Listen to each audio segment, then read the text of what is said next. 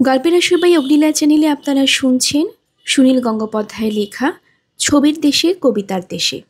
আজ রয়েছে এর তৃতীয় পর্ব। নভেম্বরের শেষ থেকেই তুষারপাত শুরু হয়ে গেল। মাঝে মাঝে শো শো বাতাসে রাস্তার ধারের উইলো গাছগুলো কাঁদে। এখানে ঠিক কবে থেকে তুষারপাত শুরু হবে তা নিয়ে টিভিতে, খবরের কাগজে প্রতিযোগিতা আহ্বান করা হয়। অনেক রকম পুরস্কার থাকে। মার্গারিট প্রত্যেকবার সে প্রতিযোগিতায় যোগ দিয়েও কিছুই পায়নি। নভেম্বরে তুষারপাত ফ্রান্সে হয়তো দুর্লভ ঘটনা, তাই সে ঠিক আন্দাজ করতে পারে না। এখানে প্রথম দিনটি ছিল খুবই রোদ্দুর ঝকঝকে। সুপার মার্কেট থেকে মাংস, আনাজপত্র কিনে বড় বড় ঠোঙা হাতে আমি হেঁটে ফিরছিলাম। পরিষ্কার আকাশ। হঠাৎ আলো কমে এলো। খুব ছোট ছোট হাতে আমি হেঁটে ফিরছিলাম। পাখির পালকের মতন দুলতে দুলতে নামতে লাগলো তুষার। দৃশ্য হিসেবে সত্যিই অপরূপ। আকাশে কোথাও জমেছিল এত তুষার। মার্গারিট আমার পাশে পাশে হাঁটছিল। তার ঠোঙাগুলো মাটিতে নামিয়ে রেখে সে আনন্দে কবিতা আবৃত্তি শুরু করে। আমি একবার বয় স্কাউটদের সঙ্গে কাশ্মীরে বেড়াতে গিয়ে খিলান মার্গে তুষারপাত দেখেছি। সুতরাং এই অভিজ্ঞতা আমার কাছে একেবারেই নতুন নয়। কিন্তু যেটা আমার কাছে একেবারে অভিনব তা হলো নদী জমে যাওয়া। কালো রঙের আওয়া নদী একটু একটু করে সাদা হতে শুরু করলো। তারপর একসময় একেবারে জমাট বরফ। পুরো নদীটাই যেন একটা রাস্তা। কেউ কেউ তার উপর ছোটাছুটি করে। বিশ্ববিদ্যালয়ে হাজিরা দেবার দায় দায়িত্ব নেই, তাই সকালের দিকে তুষারপাত শুরু হলে আমি আর বিছানা ছেড়ে উঠিই না। চওড়া কাছে জানলা দিয়ে প্রকৃতি দেখি। মার্গারিটকে খুব সকালবেলা ক্লাস নিতে যেতে হয়। ক্যাম্পাস থেকে ওর হস্টেলটা খানিকটা দূরে, বরং আমার বাড়িটাই বেশ কাছে। মাঝে দু একটা পিরিয়ড অফ থাকলে মার্গারিট ছুটে চলে আসে আমার অ্যাপার্টমেন্টে। ওকে একটা ডুপ্লিকেট চাবি দিয়েছি। আমাকে শুয়ে থাকতে দেখলে ও ছদ্ম ঈর্ষায় বলে, ইস, কি মজা তোমার। কেলভি, তুমি প্রস্তুতের মতো দুপুরের আগেই বিছানা ছাড়ো না। মার্গারিট আমাকে চা কফি বানিয়ে দেয়। কোনো কোনো দিন এসে বলে, আজ ব্রেকফাস্ট খাবার সময় পাইনি, খুব খিদে পেয়েছে, আমাকে কি খাওয়াবে?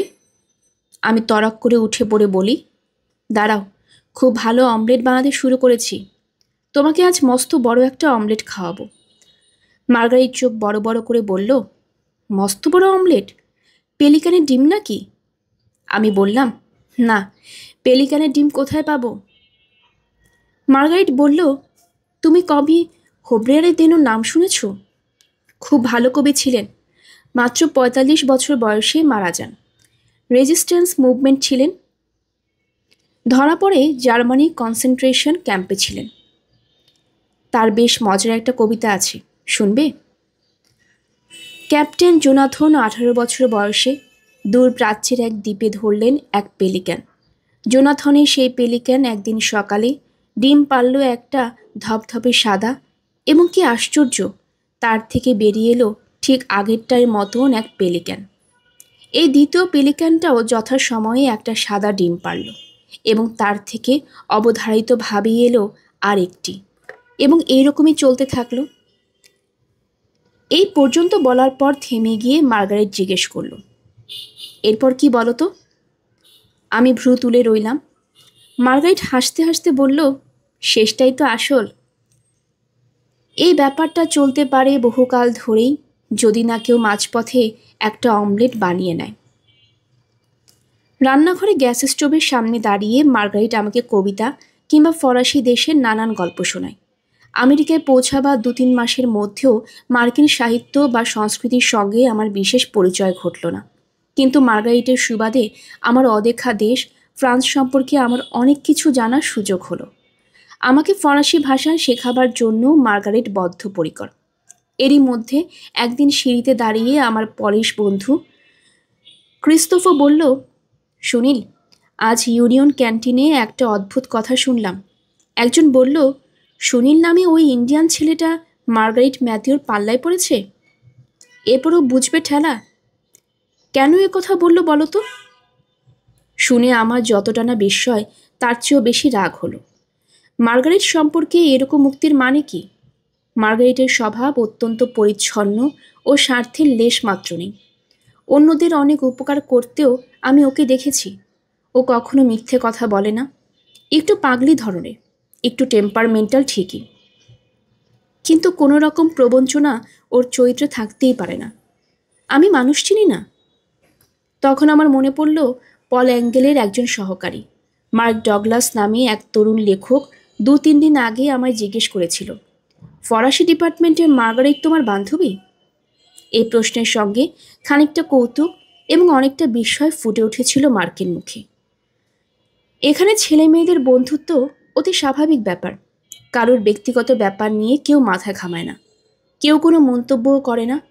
তবু মার্গারেট সম্পর্কে এরকম প্রশ্ন, এমন বিস্ময় কেন?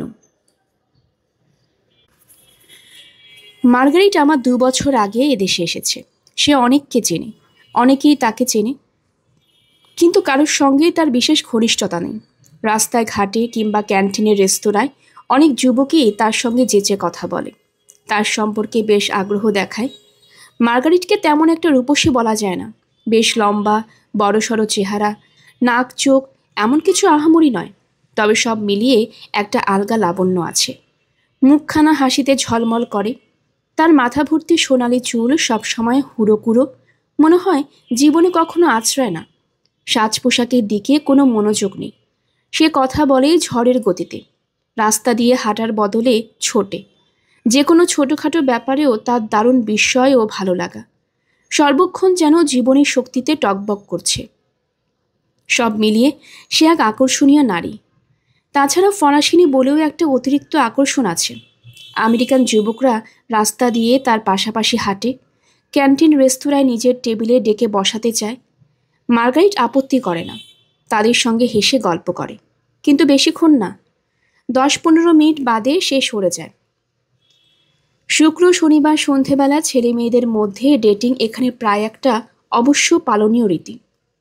অনেক ক্ষেত্রেই অবশ্য ডেট করা মানে একটি ছেলে ও একটি মেয়ে সন্ধেবেলা একসঙ্গে কোথাও খেতে যাওয়া, বেড়ানো, সিনেমা দেখা, গল্প করা ও বাড়িতে পৌঁছে দেয়া, এর বেশি কিছু নয়। কিন্তু শুক্র শনিবার সন্ধ্যায় কোনো মেয়ে যদি একলা বাড়িতে বসে থাকে, তাহলে ধরে নিতে হবে সে হয় অসুস্থ কিংবা তার মনে বা শরীরে কোনো খুঁত আছে। মার্গারেট যথেষ্ট স্বাস্থ্যবতী তরুণী, হাসি ঠাট্টা মজাতে কোনো ক্লান্তি নেই। তবু সে কারোর সঙ্গে ডেট করে না, সন্ধেগুলো লাইব্রেরিতে কাটায়। আমি কানাঘুষো শুনলাম গত বছর গ্রেগরি নামে আর্ট ডিপার্টমেন্টের একটি ছেলে মার্গারেটের প্রেমে পড়েছিল খুব। দিনের পর দিন সে মার্গারেটের সঙ্গে ছায়ার মতন লেগে থাকত। মার্গারেটের অনেকগুলো স্কেচও করেছিল। তারপর হঠাৎ ওদের মধ্যে কি হলো তার জানা যায় না।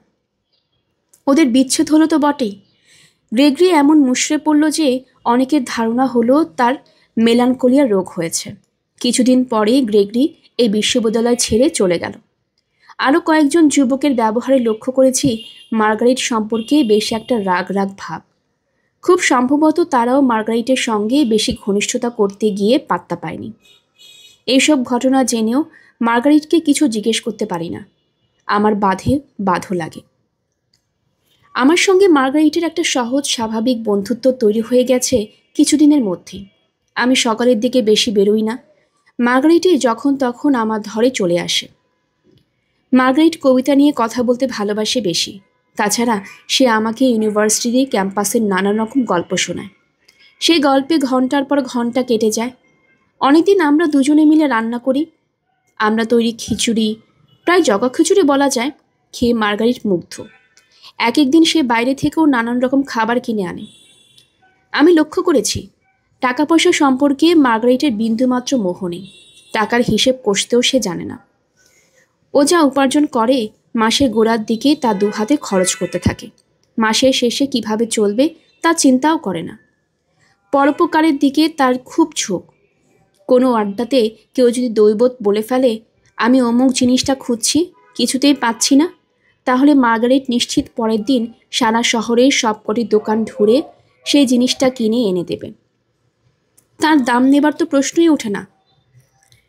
লিন্ডা নামে আমাদের দুজনেরই পরিচিত একটি মেয়ে তার বয়ফ্রেন্ডের সঙ্গে শিকাগো যাবার পথে সাংঘাতিক অ্যাক্সিডেন্টের মধ্যে পড়ে। লিন্ডা 2টি চোখই নষ্ট হয়ে যায়। মার্গারেট তার জন্য কেঁদে ভাসিয়েছে। লিন্ডা হাসপাতাল থেকে ফেরার পর নিয়মিত তার সেবা করেছে। এখানে কালো মানুষের সংখ্যা কম, তবু রাস্তায় কখনো কোনো গরিব কালো লোক দেখলে মার্গারেট আগ বাড়িয়ে গিয়ে তাকে সাহায্য করবে নানা রকম। এর ফলে তাকে দু একবার বেশ বিপদের ঝুঁকি নিতে হয়েছে। কিন্তু মার্গারেটের যেন সে বোধই নেই। তার হৃদয়ে মায়া, মমতা, পরের জন্য সহানুভূতি, এই সবই যেন বেশি বেশি। সে কখনো পরনিন্দা করে না।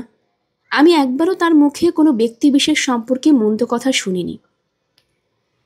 মার্গারেট ইন্টারন্যাশনাল রাইটিং প্রোগ্রাম কিংবা রাইটার্স ওয়ার্কশপের সঙ্গে যুক্ত নয়। সুতরাং যেসব পার্টিতে আমি আমন্ত্রিত হই তার অনেকগুলিতেই মার্গারেটের নেমন্তন্ন থাকে না। তার জন্য মাঝে মাঝে আমি খুব অস্বস্তিতে পড়ি। আমার ঘরে বসে মার্গারেট আর আমি হয়তো কোনো কবিতা পড়ছি। মার্গারেট ফরাসি ভাষা থেকে আক্ষরিক অনুবাদ করে আমাকে বুঝিয়ে দিচ্ছে। এমন সময় পল এঙ্গেলের টেলিফোন। পলের সব সময়ে ব্যস্ত সমস্ত ভাব।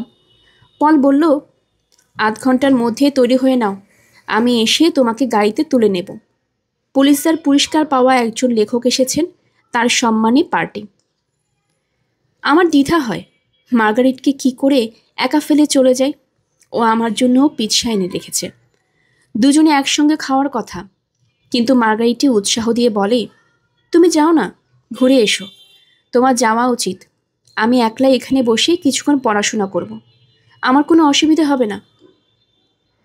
মার্গারেটের হোস্টেলের ঘরটা একটি মেয়ের সঙ্গে ভাগাভাগি করে নিতে হয়। সেই মেয়েটির বিরুদ্ধে মার্গারেট কখনো কোনো কথা বলেনি। তবু বোঝা যায় দুজনের রুচির খুব একটা মিল নেই। তাই হোস্টেলের ঘরটা থেকে মার্গারেট আমার অ্যাপার্টমেন্ট বেশি পছন্দ করে। পার্টি থেকে ফিরে এসে আমি দেখি টেবিলের ওপর মার্গারেট একটা সুন্দর চিঠি লিখে রেখে চলে গেছে। একদিন বিকেলবেলা খুব তুষারপাত আর ঝড়ো হাওয়া চলছে।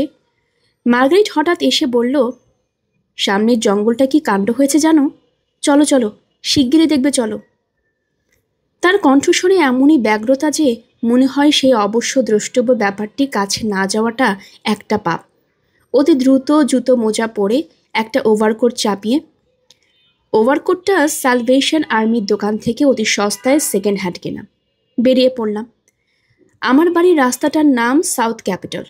ডান দিকে একটুখানি এগুলি একটা ছোট জঙ্গল মতন জায়গা, এলোমেলো গাছপালা ও অযত্নের জলাশয়।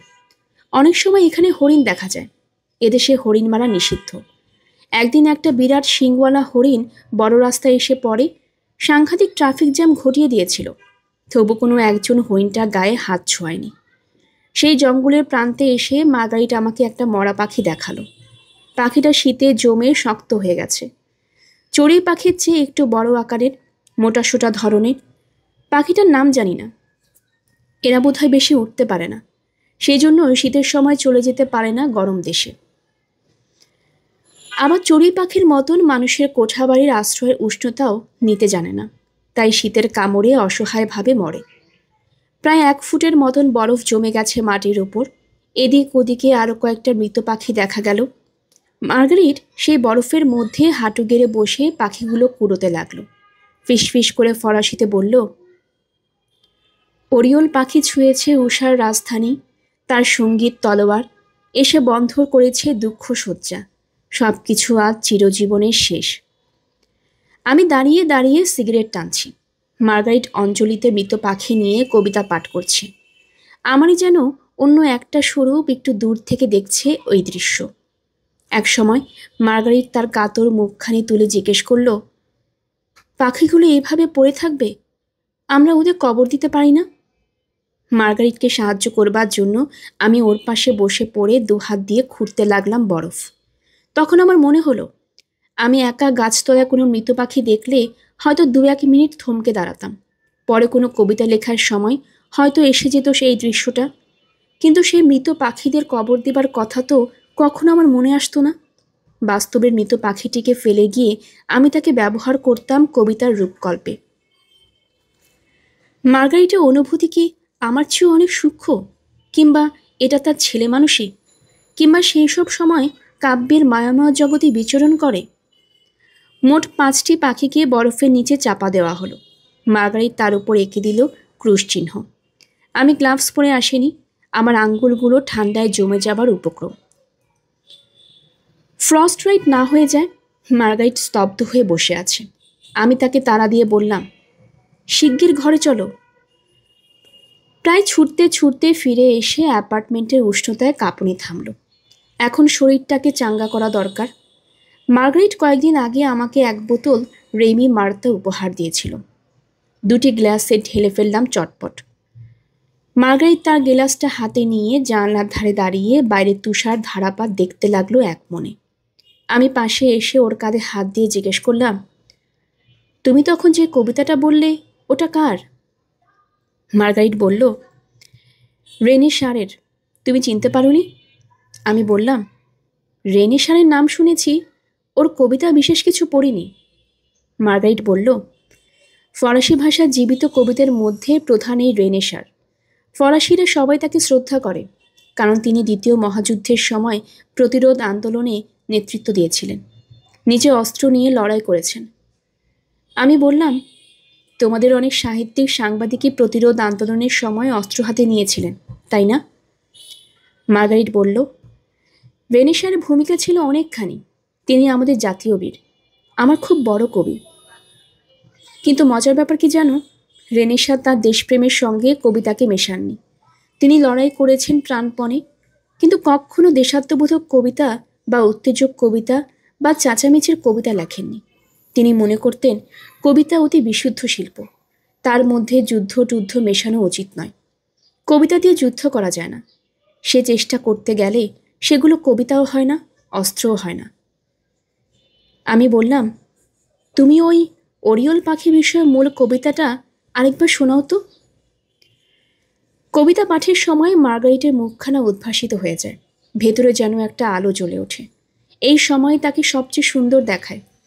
পাঠ শেষ হলেই আমি মার্গারেটকে আমার দিকে আকর্ষণ করে মৃদু গলায় জিজ্ঞেস করলাম, তোমাকে একটা চুমু খাবো? সঙ্গে সঙ্গেই যেন চিনি লণ্ঠনের ভেতরে বাতিটা নিভে গেল, বিবর্ণ হয়ে গেল ওর মুখখানা। আমার হাত ছাড়িয়ে একটু দূরে সরে গিয়ে এক দৃষ্টি আমার দিকে তাকিয়ে রইল। আমি খুব ঘাবড়ে গেলাম। কি হলো ব্যাপারটা? আমি কি কোনো অন্যায় করেছি? একটি মেয়ের সঙ্গে বন্ধুত্ব ও বিশ্বাসের সম্পর্ক স্থাপিত হবার পর তাকে চুমু খেতে চাওয়া তো পৃথিবীর সবচেয়ে স্বাভাবিক ব্যাপার। তাও তো আমি জোর করিনি, ওর কাছে অনুমতি চেয়েছি মাত্র। আমি প্রাচ্য দেশীয় কালো লোক বলে ওর আপত্তি? তা হতেই পারে না। এই কদিনের পরিচয় আমি বুঝেছি কালো সাদার বিভেদ নিয়ে মার্গারেটের কোনো রকম সংস্কার নেই। মার্গারেটের এটো জ্ঞানও নেই। আমার হাত থেকে ও যখন তখন জ্বলন্ত সিগারেট নিয়ে টানে, আমার গেলাসের পানীয়তে বিনা দ্বিধায় চুমুক দেয়। তবে একটা চুম্বনে কিসের দ্বিধা? মার্গারেট কাঁপা কাঁপা গলায় বলল, আমি জানতাম একদিন এরকম হবে। আমি ভয় পাচ্ছিলাম। সুনীল, তোমার কাছে আসতে, তোমার সঙ্গে গল্প করতে আমার খুব ভালো লাগে, কিন্তু আমি শারীরিক সম্পর্কে বিশ্বাস করি না। এই যে আমেরিকান ছেলেমেয়েরা পারস্পরিক ভালোবাসা আছে কিনা তার তোয়াক্কা করে না, ভালোবাসার কিছু বোঝেই না, তবু যখন তখন শুয়ে পড়ে। আমি এটা ভীষণ ঘৃণা করি। আমি কখনো কারোর সঙ্গে আমি ভেবেছিলাম তোমরা ভারতীয়রা শরীরের পবিত্রতায় বিশ্বাস করো, কিন্তু তুমি কবি। আমি পারবো না সুনীল, আমায় ক্ষমা করো। আমি ওকে থামিয়ে দিয়ে বললাম, ঠিক আছে ঠিক আছে, আমার চাই না। এমনই হঠাৎ বলেছি, তোমার যদি ইচ্ছে না হয়। মার্গারেট বলল, না, তুমি একবার মুখ ফুটে বলেছ তুমি পুরুষ। আমি বাধা দিলে তুমি অপমানিত হবে, তোমার রাগ হবে, তোমার ভেতরে ভেতরে সবসময় ইচ্ছেটা থাকবে। তুমি স্বাভাবিক হতে পারবে না। তুমি বিশ্বাস করো সুনীল, আমি শুধু তোমাকে বাধা দিচ্ছি না, আমি জীবনে এ পর্যন্ত কোনো পুরুষকেই চুম্বন করিনি। এবার আমার স্তম্ভিত হবার মতন অবস্থা। বলে কি, একটি 27 বছরের স্বাধীনা ফরাসিনী মেয়ে, সে এ পর্যন্ত একটা চুমুও খায়নি। অথচ আমাদের ধারণা সব ফরাসি মেয়েদের 16-17 বছরের বয়সে যৌন অভিজ্ঞতা হয়ে যায়। আমেরিকান মেয়েদের যে অনেকেরই হয় তা তো স্বীকৃত সত্য।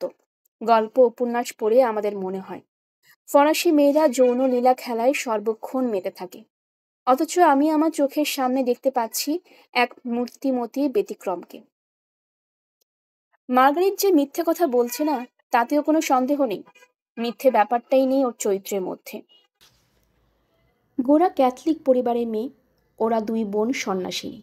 মার্গারেটের মনের মধ্যেও কি রয়ে গেছে কোনো ধর্মীয় সংস্কার?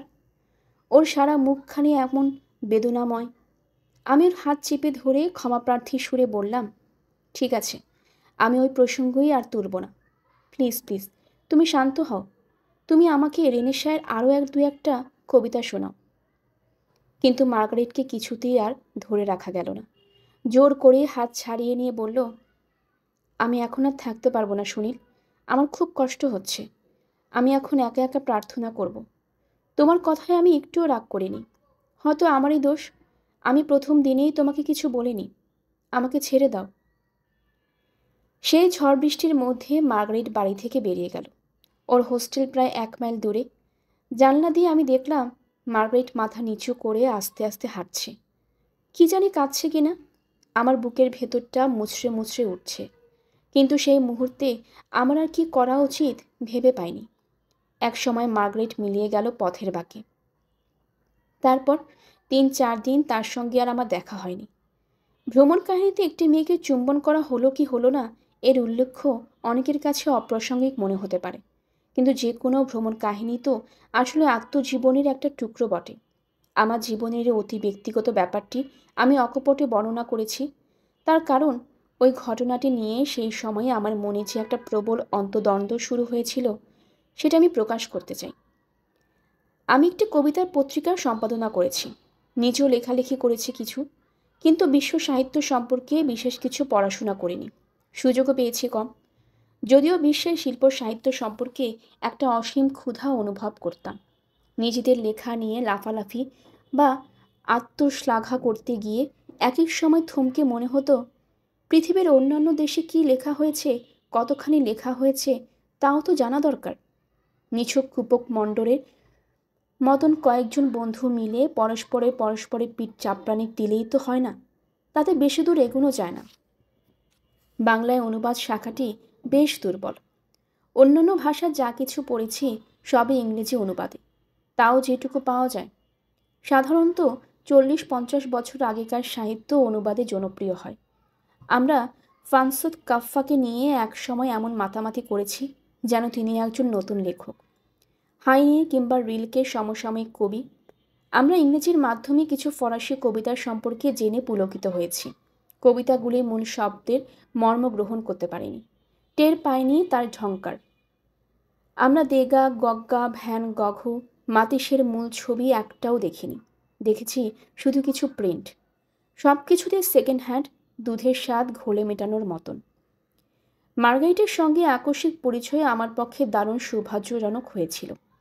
সাহিত্য শিল্প তার ধ্যান জ্ঞান, আমার সঙ্গে গল্পে আড্ডায় নদীর ধার দিয়ে বেড়াতে বেড়াতে, এমনকি একসঙ্গে রান্না করতে করতেও সে ফরাসি কবি বা শিল্পীদের সম্পর্কে এমনভাবে সব কথা বলতো যা আজ আমিও কোথাও পড়িনি। মূল ফরাসি কবিতায় 2-3 লাইন বলার পর প্রতিটি শব্দ ভেঙে ভেঙে বুঝিয়ে দিলে আমি পেয়ে যেতাম অনেক গূঢ় অর্থ। ফরাসি দেশের ছবি আঁকার বিভিন্ন পর্ব সম্পর্কে দুটো একটা ছোট ঘটনা তার মুখ থেকে শুনে পরিষ্কার হয়ে যেত অনেক কিছু। সে আমার বান্ধবী, তবু তার কাছ থেকে আমি যা শিখছিলাম কোনো গুরু বা শিক্ষক বা প্রতিষ্ঠান আমাকে তা শেখাতে পারত না। তার বন্ধুত্বের প্রতিটি মুহূর্ত ছিল আমার কাছে উপভোগ্য এবং মহার্ঘ। আবার এক কথাও ঠিক, আমি তখন একটি স্বাস্থ্যবান মুক্ত পিছুটানহীন যুবক।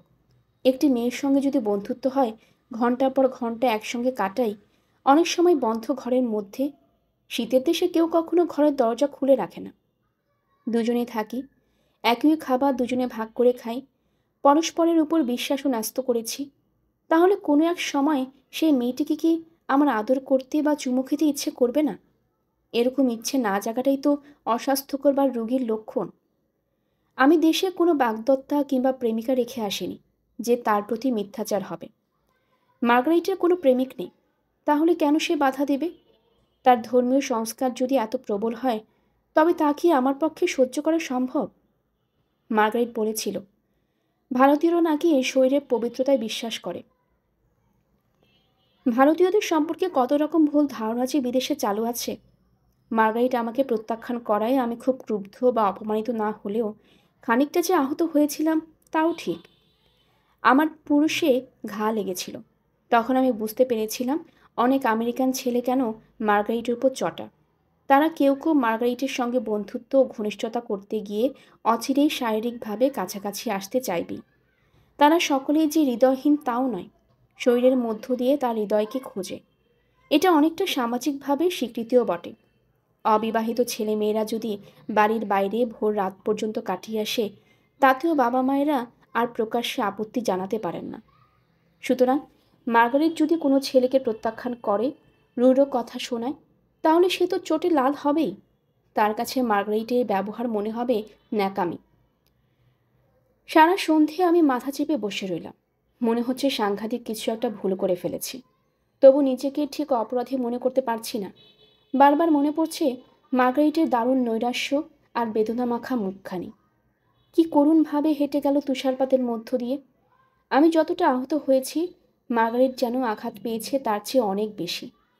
আমরা মনে করি আমরা অন্যায় করছি না, তবু আমাদের কোনো কোনো ব্যবহারে অন্য কেউ আঘাত পেতে পারে। এইসব উপলব্ধি আমার কাছে নতুন। মার্গারেট আর আসবে না আমার কাছে, এ কথাটা ভাবতেই বুকটা বিষম খালি খালি মনে হতে লাগলো। না, কোনো কিছুর বিনিময়ে আমি মার্গারেটকে হারাতে রাজি নই। মার্গারেট শুধু তার হাত ব্যাগটা নিয়ে চলে গেছে। আমার ঘরে ছড়িয়ে আছে তার অনেক জিনিসপত্র, তার বই খাতা, টাইপরাইটার, রেইনকোট, একজোড়া মোজা, আরও কত কি টুকিটাকি। আমাকেও এর মধ্যে সে উপহার দিয়েছে অনেক কিছু, যেমন একটা ড্রেসিং গাউন। দেশে থাকতে আমি বাংলা সিনেমার নায়িকাদের বাবাদেরই শুধু ড্রেসিং গাউন পরতে দেখেছি। রবীন্দ্রনাথ যে আলখাল্লা পরতেন, সেটাও এক ধরনের ড্রেসিং গাউন বলা যায়। ও জিনিস গায়ে জড়াবার ইচ্ছে আমার কখনো হয়নি। কিন্তু এই দেশে একটা মুশকিল এই যে কোনো পোশাকে বাইরের লোকের সামনে দরজা খোলা যায় না। আমি রাত্রিরে দিশি প্রথায় পাজামা আর গেঞ্জি পরে কম্বল মুড়ি দিয়ে শুই। স্লিপিং স্যুট ফুট কিছু কেনা হয়নি। কিন্তু এক এক দিন দেরি করে ঘুমোলে সকালে কেউ যদি দরজার নক করে, তখনই হয় মুশকিল। আমার শয়নকক্ষ আর বসবার ঘর একই। কেউ এসে ডাকলেই আমি 1 মিনিট প্লিজ বলে তড়াক করে লাফিয়ে বিছানা ছেড়ে ম্যাজিশিয়ানদের মতন অতি দ্রুত পোশাক পাল্টাই। পাজামার বদলে ট্রাউজার্স, একটা শার্ট গলিয়ে ভেতরে গুজে বেল্ট বাঁধতে হয়। তারপর দরজা খুলে হাঁপাতে হাঁপাতে হাসি মুখে বলি গুড মর্নিং। এমনকি কেউ না ডাকলেও একতলা থেকে খবরের কাগজ কিংবা চিঠি আনতে হলেও ওরকম ভদ্রস্থ পোশাক পরে নিতে হয়। প্রথম প্রথম দরজা খুলতে আমার দেরি দেখে মার্গারেট জিজ্ঞেস করত, তুমি এতক্ষণ কি করো বলো তো? আমি সত্যি কথাটা জানিয়ে দিলে ও হাসতে হাসতে বলেছিল, আমার সঙ্গে তোমার অত ভদ্রতা করতে হবে না, তুমি যে কোনো সাজে থাকতে পারো, তবে অন্যদের জন্য তুমি ড্রেসিং গাউন কিনে নাও, ওতে 7 খুন মাফ হবে। এমনকি তুমি ভেতরে নগ্ন অবস্থাতেও একটা ড্রেসিং গাউন চাপিয়ে নিলে সেটাও ভদ্রসম্মত। আমাকে কেনার সুযোগই না দিয়ে পরের দিনই মার্গারেট একটা নীল রঙের তোয়ালের কাপড়ে ড্রেসিং গাউন নিয়ে এলো। সেটা পরেই এখন আমি বসে আছি। অথচ মার্গারেট আর আসবে না। আমার ঘরে মার্গারেট তার টাইপরাইটার ও এত বই কাগজপত্র ছড়িয়ে রেখে গেছে। সে কি কখনো ভেবেছিল হঠাৎ তার সঙ্গে আমার সম্পর্ক শেষ হয়ে যাবে? মার্গারেটে হোস্টেলের বারান্দায় বারোয়ারি ফোন। দুবার চেষ্টা করেও তাকে পাওয়া গেল না। এর মধ্যে পল এঙ্গেল ফোন করে আমাকে মার্শাল টাউন নামে একটি অদূরবর্তী শহরে নিয়ে যাবার আমন্ত্রণ জানালেন। পল এঙ্গেল এমন জোর দিয়ে দিয়ে কথা বলেন যে তার কোনো প্রস্তাবই না বলার উপায় নেই। ফ্রেঞ্চ ডিপার্টমেন্টে গিয়ে মার্গারেটের জন্য একটা ছোট্ট চিঠি লিখে রেখে এলাম। তার কাছে এখন আমার ঘরে দ্বিতীয় চাবি আছে, সে যে কোনো সময় আসতে পারে। পল এঙ্গেলের গাড়িটা থান্ডারবার্ড, রেড ইন্ডিয়ান নাম। একটা বোতাম টিপলে জানালার কাঁচ আপনি উঠে নামে। এসব জিনিস সিনেমায় ছাড়া আগে দেখিনি। গাড়ি চলতে চলতে সামান্য ঝাঁকুনি লাগলে যে গাড়ির চালককে সরি বলতে হয়, সেটাও নতুন জানা হলো। পল এঙ্গেল কাকে সরি বলছেন, রাস্তাকে না আমাকে? যেতে যেতে পল তার এই মার্শাল টাউন অভিযানের উদ্দেশ্যটা আমাকে জানালেন। সে এক বিচিত্র ব্যাপার। পল এঙ্গেল যখন 3-4 বছরের শিশু, তখন তার মায়ের মৃত্যু হয়েছিল। মা সম্পর্কে তার কোনো স্মৃতিই নেই। মায়ের যে 2খানা ফটোগ্রাফ ছিল, তাও নানা গোলমেলে কোথায় হারিয়ে গেছে। কিন্তু ইদানিং হঠাৎ তার জননী সম্পর্কে একটা অনুভূতি হচ্ছে। যে জননীর কোনো মুখ নেই, যার কণ্ঠস্বর, স্বভাব ও ব্যক্তিত্ব সম্পর্কে পুত্রের কোনো ধারণা নেই। পল এঙ্গেলের মায়ের এক সহপাঠিনী এতদিন ছিলেন ক্যালিফোর্নিয়ার সান ডিয়েগোতে। সদ্য এসেছেন মার্শাল টাউনে। তিনিই একমাত্র জীবিত যিনি পলের মাকে চিনতেন। পল যাচ্ছেন সেই সুজান কেন্ট নামে মহিলার কাছে তার মায়ের গল্প শুনবার জন্য। পলের বয়স তখন 60-এর কাছাকাছি, সুতরাং তার মায়ের বান্ধবীর বয়স 80-85 হওয়াও স্বাভাবিক। সেই রকম বৃদ্ধার সন্দর্শনে যাওয়া আমার পক্ষে খুব একটা উৎফুল্ল হবার মতন কিছু নয়। পল কখনো একলা গাড়ি চালাতে ভালোবাসেন না, সঙ্গে সবসময় কাউকে না কাউকে চাই। এজন্যই তিনি আমাকে নিয়ে যাচ্ছেন। এই ভেবে প্রথমে আমি খানিকটা ক্ষুব্ধ হয়েছিলাম, পরে বুঝেছি পল আমাকে নিয়ে গিয়েছিলেন বিশেষ এক উদ্দেশ্যে। সুজান কেন্ট নামে বৃদ্ধা এবং তার বাড়ি দুটি অতি দর্শনীয় ব্যাপার। সুজান ও পলের সাক্ষাৎকারও আমার পক্ষে সম্পূর্ণ নতুন এক অভিজ্ঞতা। সুজান কেন্ট তার প্রথম স্বামীর মৃত্যুর পর দ্বিতীয়বার বিয়ে করেছিলেন। দুই স্বামীরই সম্পত্তি পেয়েছেন। সম্পত্তি তার প্রথম স্বামীর একমাত্র ভাই নিঃসন্তান অবস্থায় মারা যাওয়ায় তার বিশাল বাড়ি ও টাকা পয়সা সুজান কেন্টের নামে বর্তেছে। মার্শাল টাউনের বাড়িটি সেই বাড়ি। আমেরিকানদের এত কম ছেলেমেয়ে হয় যে অনেক সময় কোনো ধনী ব্যক্তি মারা গেলে তার উত্তরাধিকারী খুঁজতে উকিলরা নাজেহাল হয়ে যায়। আমরা পৌঁছলাম বিকেলের দিকে। শোনা গেল ডিনারের পর ঠিক 8:15 সুজান কেন্ট আমাদের দর্শন দেবেন। আমাদের দেওয়া হলো দুটি গেস্ট রুম। বাড়ি তো নয়, প্রাসাদ। প্রধান গেট থেকে মূল বাড়িতে পৌঁছাবার যে ড্রাইভওয়ে, সেটা প্রায় সিকি মাইল। দুপাশে অজস্র ফুলের বাগান ও কয়েকটি মর্মর মূর্তি। অতিথি কক্ষটি রাজা মহারাজাদের থাকার যোগ্য। বাথরুমে 8-10 রকমের পারফিউমের শিশি, সবই নতুন। জলের কলগুলি এমনই চোখ ধাঁধানো ঝকঝকে হলুদ যে মনে হয় খাঁটি সোনার তৈরি। অবশ্য সে ব্যাপারে আমি নিঃসন্দেহ হতে পারিনি। আমি আসল সোনা নকল সোনা পার্থক্য বুঝবই বা কী করে? বাথরুমটি অনেক বেডরুমের চেয়ে বড়। তার এক পাশে আছে বইয়ের র্যাক, তাতে নানা রকমের বই, কবিতা, প্রবন্ধ, ডিটেকটিভ উপন্যাস। এদেশে দাসদাসী প্রথা উঠে গেছে, কিন্তু ধনীদের বাড়িতে হেল্পিং হ্যান্ড থাকে। কলেজের ছাত্রছাত্রীরা ভালো পয়সার বিনিময়ে বাসন মাজা, ঘর ধোয়া, রান্নার কাজ করে দিয়ে যায়। সেরকম 3-4 জনকে ঘোরাঘুরি করতে দেখলাম। তাছাড়া একজন বাটলারও আছে মনে হলো। ডিনার টেবিলে শুধু পল আর আমি। সেসব খাবার দাবারের আর বর্ণনা দিয়ে কাজ নেই। তবে 2 ফুট লম্বা সেই চিংড়ি মাছটির কথা জীবনেও ভুলব না। ওরকম লবস্টার কখনো চর্মচক্ষে দেখিনি। সেই ব্যাঘ্র চিংড়িটিকে আস্ত অবস্থায় ওয়াইনে সেদ্ধ করা হয়েছে। সেইভাবেই একটা রূপোর ট্রেতে সাজিয়ে দেওয়া হয়েছে। চেনি বাটালির মতন জিনিস দিয়ে মাঝখানটা কেটে আমি ভেতরে খানিকটা চিংড়ি মাংস খেলাম। বাকি সবটা পড়ে রইল। এত বড় একটা চিংড়িতে 10-12 জনের খাওয়া হয়ে যেত। কি অপচয়, কি সাংঘাতিক অপচয়! এদেশে এরকম অপচয় দেখলে আমার গা জ্বলে যায়। খুব দুর্লভ দামি কোনো খাবার খেতে বসে আমার দেশের স্বজন বন্ধুদের কথা মনে পড়ে। আমি ভালো করে খেতে পারি না।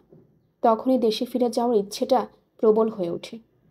এখানে আসবার আগে কফি হাউসের মাটন অমলেট কখনো পুরো একা খেতে পাইনি। 2-3 জনে ভাগ করে নিতে হয়েছে। তবু সেও অনেক ভালো। খাবার টেবিলে পল এঙ্গেল বললেন, আমার মা সাধারণ চাষি পরিবারের মেয়ে ছিলেন। পড়াশুনো করার সময় রেস্তোরাঁয় বাসন ধোয়ার কাজ করতেন। এই সুজান কেন্টও তার সঙ্গে এক ঘরে থাকতেন, একই কাজ করতেন। ভাগ্যচক্রের খেলায় তিনি আজ এত ধনী হয়েছেন। একসময় এক দেবদূতের মতন রূপবান যুবক, সেও আসলে কাজের লোক, আমাদের জানালো যে সুজান কেন্ট আমাদের সাক্ষাৎকারের জন্য প্রস্তুত হয়েছেন। যেন কোনো মহারানীর দরবারে ডাক পড়ল আমাদের। এটাও বিশেষ অত্যুক্তি নয়। ফিল্মে ইউরোপীয় রাজা মহারাজাদের শয়নকক্ষ এর চেয়ে বেশি তা সাজানো হয় না। প্রায় ঘরের অর্ধেক জোড়া বিশাল একটি পালঙ্ক, বিছানার রং, দেয়ালের রং, পর্দার রং সবই গোলাপি, অর্থাৎ এটা পিঙ্ক রুম। ধনীদের বাড়িতে এরকম ব্লু রুম, হোয়াইট রুমও আলাদা আলাদা থাকে। সেই বিছানার প্রান্তে কয়েকটি বালিশ ঠ্যাস দিয়ে বসে আছেন সুজান কেন্ট, বুক পর্যন্ত একটা সোনালি লেপ দিয়ে ঢাকা। প্রথম দর্শনে তাকে সম্পূর্ণ অলিক মনে হয়। মাথার চুল পাউডার পাফের মতন সাদা, ঠোঁটে লাল রং, কুঞ্চিত গালে রুজ মাখা। বয়সের তুলনায় চোখ দুটি উজ্জ্বল গাঢ় নীল। আমরা খাটের পাশে দাঁড়াতেই তিনি 2 হাত বাড়িয়ে অত্যন্ত সরু গলায় ব্যাকুলভাবে বললেন, পলি, পলি, কাম ক্লোজার, কাম ক্লোজার। 60 বছর বয়স্ক পল এঙ্গেল ওর বুকের কাছে মাথাটা নিয়ে গেলেন। আর সেই 85 বছরের বৃদ্ধা পলের মাথায় চুলে হাত বুলিয়ে শিশুর মতন তাকে আদর করতে লাগলেন। এরপর সুজান কেন্ট আমার দিকে তাকিয়ে বললেন, এই ছেলেটিকে? পল বললেন, এ আমার এক ভারতীয় বন্ধু। বৃদ্ধা ভ্রু তুলে জিজ্ঞেস করলেন, ইনসান? এই রে, ইনি আমাকে ব্রেড ইন্ডিয়ান মনে করছেন? রেড শব্দটা এখন উঠেই গেছে। শুধু ইন্ডিয়ান শুনলে সবাই এখানে এদের আদিবাসীদের কথাই ভাবে। পল আমার বিস্তৃত পরিচয় দেবার পর সেই মহিলা আমাকে অবাক করে দিয়ে বললেন, ক্যালকাটা?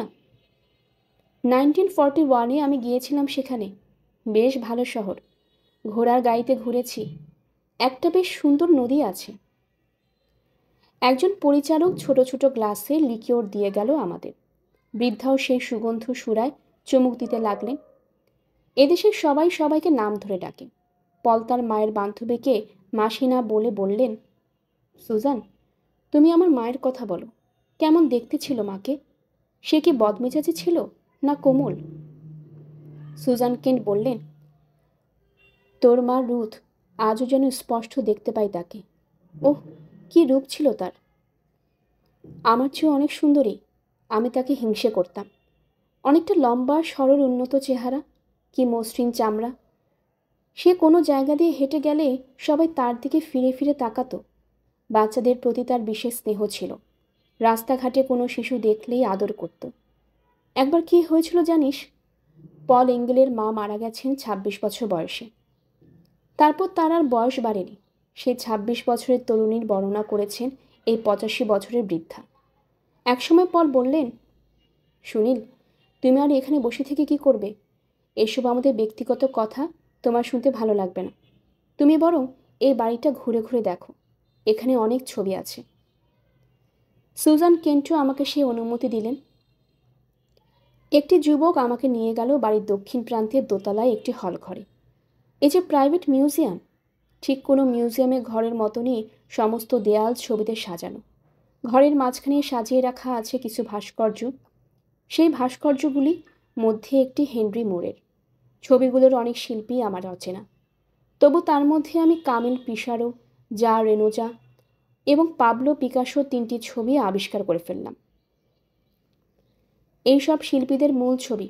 আমার সর্ব অঙ্গে শিহরণ হলো। গোটা ভারতবর্ষে কোথাও পিকাসোর একটি মৌলিক পেন্টিং আছে বলে শুনিনি, অথচ মার্শাল টাউনের মতন এত ছোট্ট একটা শহরে রয়েছে। আমরা ছবির বইতে ছোট ছোট রিপ্রোডাকশন ছাড়া আর তো কোনো পিকাসো দেখিনি। এটা বেশ বড় মাপের ক্যানভাস, পিকাসোর ব্লু পিরিয়ডের আঁকা। সেই ছবিগুলির সামনে স্তব্ধ হয়ে দাঁড়িয়ে রইলাম অনেকক্ষণ। বারবার মনে হতে লাগলো, মার্গারেট আমার পাশে থাকলে ছবিগুলো কত ভালো করে বুঝিয়ে দিতে পারত, এইসব শিল্পীদের সম্পর্কে কত গল্প শোনাতো। হলঘরটির দ্বারে অটোমেটিক রাইফেলধারী একজন প্রহরী দণ্ডায়মান। তা তো হবেই, এইসব ছবির দাম কোটি কোটি টাকা। মার্শাল টাউনের সেই বাড়িটাতে আমাকে থাকতে হলো 3 দিন। পল এঙ্গেল আমাকে একা থাকার এবং ইচ্ছে মতন বই পড়বার সুযোগ দিয়েছিলেন। কিন্তু আমার সর্বক্ষণ মনে পড়ত মার্গারিটের কথা। ওর সঙ্গে আমার সম্পর্ক বন্ধুত্বের চেয়েও অনেক বেশি হয়ে গেছে। কিন্তু শারীরিক ছোঁয়াছুঁয়ি চলবে না। এ যে বড় দুঃসহ ব্যাপার। মার্গারিটের ধর্মীয় গোঁড়ামি থাকলেও সে সিগারেট খায়, সুরাপানেও আপত্তি নেই। সে হুইস্কি রাম 2 চোখে দেখতে পারে না, কিন্তু ফরাসি হয়ে জন্মেছে, ওয়াইন তো খাবে। সাহিত্য শিল্পের ব্যাপারে তার কোনো ছুঁতমার্গ নেই। নোট স্টাডি ফরাসি শিল্পের সঙ্গে ওতপ্রোতভাবে জড়িত। কবিতা উপন্যাসে কোনো বর্ণনায় কোনো শব্দকেই সে অশ্লীল মনে করে না। সেই সময়ে ফরাসি সাহিত্যে যা জেনেকে নিয়ে খুব হইচই চলছে। জেনে একজন জন্ম অপরাধী, সারা জীবন চুরি ও গুন্ডামি করেছেন। মাতাল, ব্যভিচারী ও খুনিদের সঙ্গে শুধু মিশেছেন। কোনো এক অপরাধে জেনে যাবজ্জীবন কারাদণ্ড হয়। তখন পর্যন্ত তার নাম কেউ শোনেনি। জেলখানায় বসেই দাগি কয়েদিটি একখানা বই লিখতে শুরু করে। 100-2 পাতা লেখা হলো। তারপর জেলখানার ঝাড়ুদার একদিন সেই পুরো পাণ্ডুলিপি ঝটি দিয়ে ফেলে দিল। জেনে আবার সেটা লিখতেই বসলেন। দিনের পর দিন আপন মনে লিখে চললেন। পরে কোনো এক সময় সেই সম্পূর্ণ পাণ্ডুলিপি জেলের বাইরে চলে আসে। কোনো এক প্রকাশক সেটি প্রকাশ করার পর আচম্বিতে ফরাসি সাহিত্যে এক অভূতপূর্ব সাড়া জাগিয়ে তোলে। সেই বই Our Lady of the ফ্লাওয়ার্সের স্বাদও অনুসারিত পূর্ব। বহু লেখক, শিল্পী, বুদ্ধিজীবী ফরাসি সরকারের কাছে আবেদন জানিয়ে জেনেকে মুক্ত করেন কারাগার থেকে। যার পর সার্ত্র গোটা একটি বই লিখেছেন এই জেনের সম্পর্কে। সেই বইয়ের নাম সস্ত জেনে। দাগী আসামিকে সস্ত বলেছেন তিনি বিশেষ কারণে। সার্ত্র প্রশ্ন তুলেছেন, এ একজন মানুষ যার জেলখানা থেকে ছাড়া পাওয়ার কোনো সম্ভাবনা ছিল না, যার খ্যাতির মোহ ছিল না, বই লিখে অর্থ উপার্জনের কোনো প্রশ্ন ছিল না, সাহিত্য কীর্তি স্থাপনের কথা যে জানতই না, তবু সে লেখে কেন? তবে কি এটাই দৈব প্রেরণা? এই প্রেরণা যে পায় সেই তো সন্ত। একবার পুরো পাণ্ডুলিপি নষ্ট হয়ে যাওয়ার পরেও সে লিখেছিল। জেনের এই উপন্যাসের ভাষার পাগলের মতন অসংলগ্ন, তবু সেটাই এক নতুন ভাষা। তিনি যখন তখন খিস্তি খেওর ও চোর ডাকাত বেশ্যা সমকামীদের ব্যবহৃত শব্দ মিশিয়ে দিয়েছেন, তবু তা এক মৌলিক সৌরভ এনে দিয়েছে। পরে অবশ্য যা জেনে নাট্যকার হিসেবেও খ্যাতিমান হন। মার্গারেট সেই Our of Lady of the ফ্লাওয়ার্সের মূল ফরাসি থেকে আমাকে অংশবিশেষ পড়ে পড়ে শোনাতো। কোনো শব্দ তো তার আপত্তি হয়নি, তবু কেন সামান্য একটা চুম্বনের আবেদনে তার এত অনীহা? মার্শাল টাউনের সে বাড়িতে বসে বসেই আমি ঠিক করে ফেললাম, থাক, ওসব আমার কিছু চাই না। সংযম দেখাবার মধ্যেও একটা অহংকার আছে। আমেরিকান ছেলেরা যা পারিনি তা আমি নিশ্চয়ই পারব। মার্গারিটের সাহচর্যই আমার পক্ষে যথেষ্ট। ফিরে এলাম রবিবার সকালে। 10টার সময় মার্গারিট গির্জায় যায়। সেই গির্জায় রাস্তায় ধরলাম তাকে। মাথায় একটা সিল্কের স্কার্ফ বাঁধা মার্গারিট অন্য মনস্কভাবে হাঁটছিল। আমাকে দেখিয়ে চমকে গেল। আমি সোজাসুজি প্রশ্ন করলাম, তুমি আমার ওখানে আর আসবে না? মার্গারিট ফ্যাকাশেভাবে বলল, কি জানি। আমি ওর হাত ধরে বললাম, এই দেখো, আমি তোমাকে ছুঁয়ে প্রতিজ্ঞা করছি, আমি আর কখনো ওরকম দাবি করব না। তোমার বন্ধুত্ব ছাড়া কিছুই চাইব না। মার্গারিট বলল, প্রতিজ্ঞা করলেও তোমার মনের মধ্যে একটা ক্ষোভ রয়ে যাবে। তুমি ইচ্ছেটাকে দমন করবে। সেটা তো ভালো নয়। আমি কেন তোমার কষ্টের কারণ হব বলো? তাতে আমারও কষ্ট হবে। আমি ওর হাত ছেড়ে দিয়ে বললাম, তাহলে তুমি আমার সঙ্গে আর সম্পর্ক রাখবে না? ও বলল, আমি যে খুব চাই। তুমি যখন ছিলে না, আমি 2বার গিয়েছি তোমার ঘরে। শোনো সুনীল, আমি আজ গির্জায় গিয়ে প্রার্থনা করার সময় অনুমতি চাইব, যদি কোনো সাড়া পাই। আমি অবাক হয়ে জিজ্ঞেস করলাম, কিসের জন্য প্রার্থনা করবে বললে? মার্গারেট রাজুক হয়ে বলল, তুমি যা চেয়েছিলে। সেই মুহূর্তে হাসি সামলানো আমার পক্ষে সত্যি খুব কষ্টকর হয়েছিল। মার্গারেট চুমু খেতে পারবে কি না সেই সম্পর্কেও ভগবানের কাছে অনুমতি চাইতে হবে। আমার দৃঢ় ধারণা ওর ভগবান ওকে সেই অনুমতি দেবেন না। এইসব ভগবানেরা অত্যন্ত ঈর্ষাপরায়ণ হয়। ওল্ড স্টেটমেন্টের ঈশ্বর তো নিজের মুখেই সে কথা স্বীকার করেছিলেন।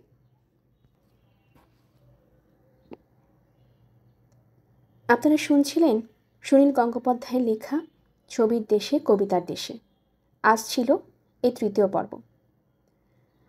আমার এই গল্পের পাঠ যদি আপনাদের কাছে ভালো লেগে থাকে, কাইন্ডলি চ্যানেলটি সাবস্ক্রাইব করে নেবেন। আমাদের চ্যানেলে অনেকগুলো গল্প পাঠ করা আছে। আশা করছি আপনাদের সবার কাছে সেগুলো ভালো লাগবে। আশেপাশে যারা আছে তাদের সবাইকে জানিয়ে দিবেন। সবাই ভালো থাকবেন। ধন্যবাদ।